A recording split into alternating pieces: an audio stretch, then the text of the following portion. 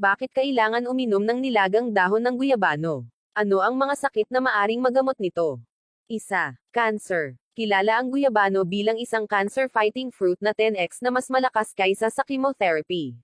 Ito ay makakatulong labanan ang mga cancer cells at limitahan ang epekto ng side effect ng chemotherapy sa mga pasyente.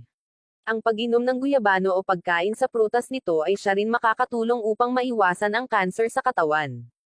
2. UTI. Madalas ka bang magka-UTI?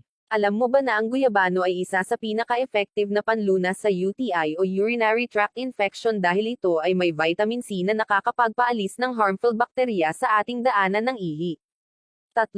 High blood. Sa mga taong may high blood pressure o hypertension, ang pag-inom ng guyabano leaves ay makakatulong upang mapababa ang mataas sa presyon. 4. Diabetes. Para sa mga taong may diabetes o may lahi nito, mahalaga ang pag-inom ng guyabano tea upang ma-maintain ang blood sugar level sa ating katawan dahil ito ay makakatulong na ipababa ang sugar blood ng walang masamang epekto.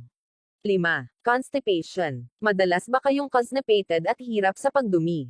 Alam nyo ba na ang guyabano tea ay makakatulong sa inyo upang makapagdumi ng regular dahil ito ay puno ng fiber substance na makakaiwas at makakatulong sa constipation?